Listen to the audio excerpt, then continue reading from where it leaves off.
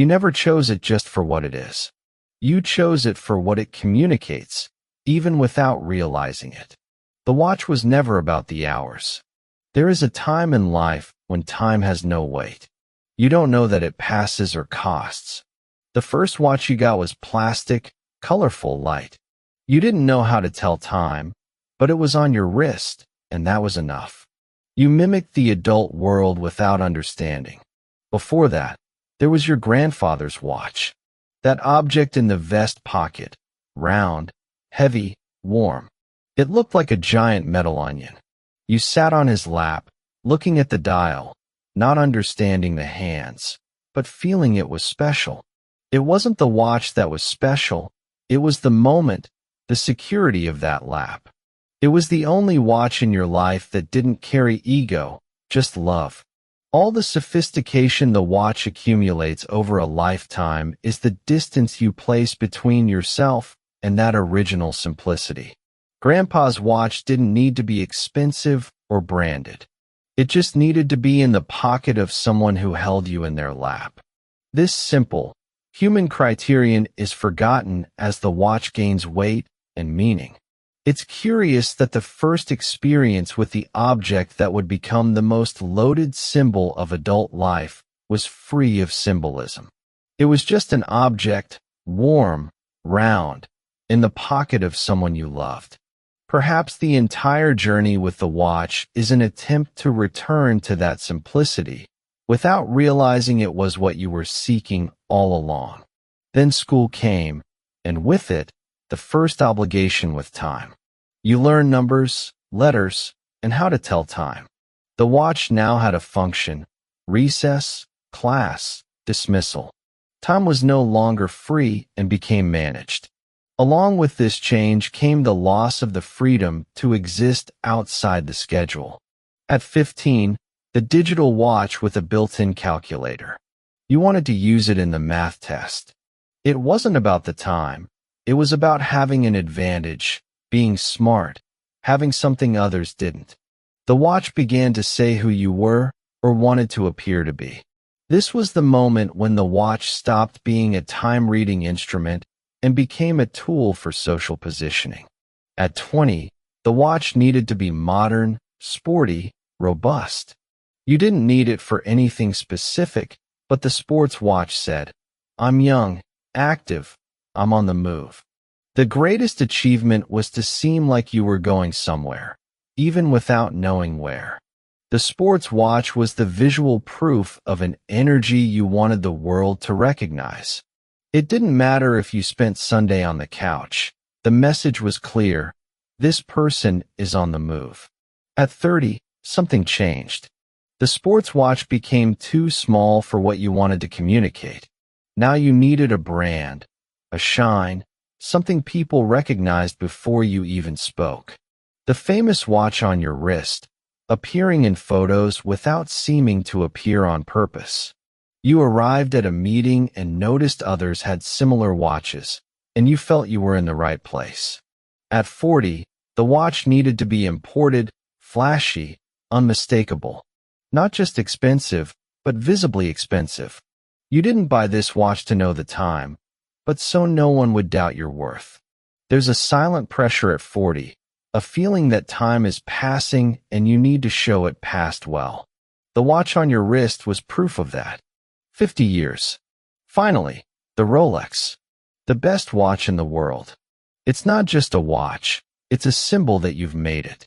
When you put it on your wrist for the first time, there's a second of inner silence, a real satisfaction, but also a question: and now? Time continues passing at the same speed. The Rolex didn't slow it down, didn't buy any more minutes. 60 years. Something strange happens. You start leaving the house without a watch. The Rolex stays in the drawer, not out of carelessness, but for freedom. You realize you no longer need to prove anything to anyone. The time is yours, and you don't need to display it on your wrist for others to know it was worth it. You've returned to something close to childhood, not to the plastic watch, but to that feeling when time had no weight. The watch was never about the hours.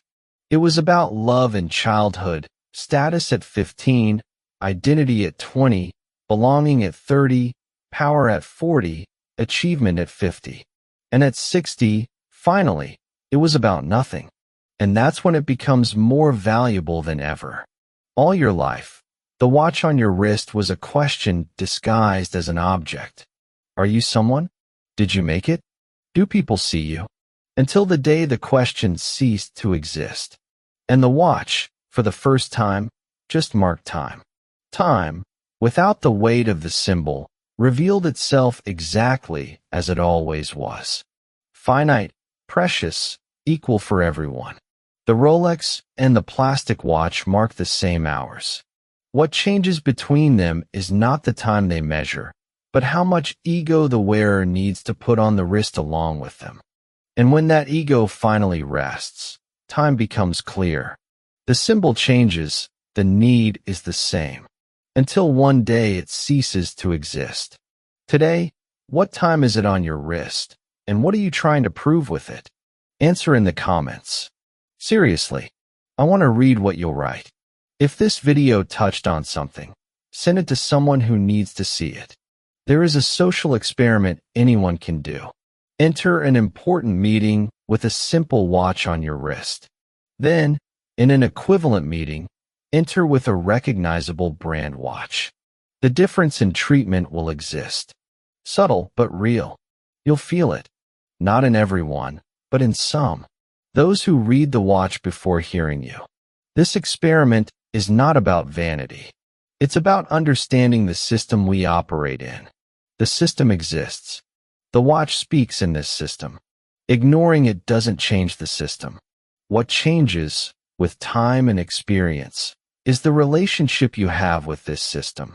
Whether you're in it out of necessity, choice, inertia, or if you're finally sufficiently outside it for the system not to define who you are. This point of freedom, of being outside enough, is what 60 years represent in the watch's trajectory. Not ignorance of the system, but liberation from the need to be validated by it. And this liberation, when it arrives, has a specific weight on the wrist. The weight of nothing. The light weight of a wrist without a watch on any given Tuesday morning when you left the house without needing to prove anything to anyone. It's lightness. It's peace. It's the point of arrival that no Rolex can buy. The time you used honestly, with presence, with intention.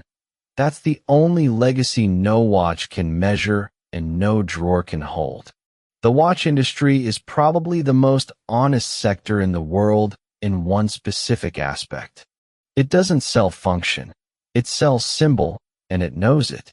Watch commercials rarely talk about movement precision or durability. They talk about heritage, legacy, the man you'll become by wearing that object on your wrist. They advertise the symbol without disguise. And this is, paradoxically, more honest than most other sectors. You're not buying a time-measuring instrument. You're buying an identity, an affiliation, a place in a specific hierarchy. And the question the ad doesn't ask, but you should, is this the hierarchy you want to belong to?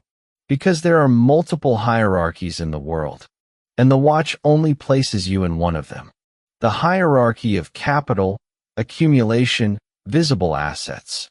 There are other hierarchies, those of knowledge, generosity, wisdom, presence. None of them use a watch as a symbol, which doesn't mean they're any less real or valuable. It means they value different things. And when you reach them, no one is looking at your wrist. So the watch's question, ultimately, is a question about hierarchies. In which one do you want to be recognized? And this question, honestly asked, honestly answered, can be more transformative than any dial upgrade. There's one last dimension of the watch that few explore. The watch is a legacy, not the Rolex left in a will, although that also happens and has its weight. The watch is the memory you leave in others. There's a specific emotional memory associated with someone's watch who has passed. The watch of the father, the grandfather, the person who taught you something important about time. You remember where you were when you last saw that watch. You remember the texture of the strap, the ticking sound if the watch was old and mechanical, the dial's reflection in certain lights. The watch holds the presence of the one who wore it. And this ability of an object to hold presence, is one of the reasons it persists as a symbol even in a world where no one needs a watch to know the time. The phone in the pocket does that. The watch on the wrist does something different. It says, I was here.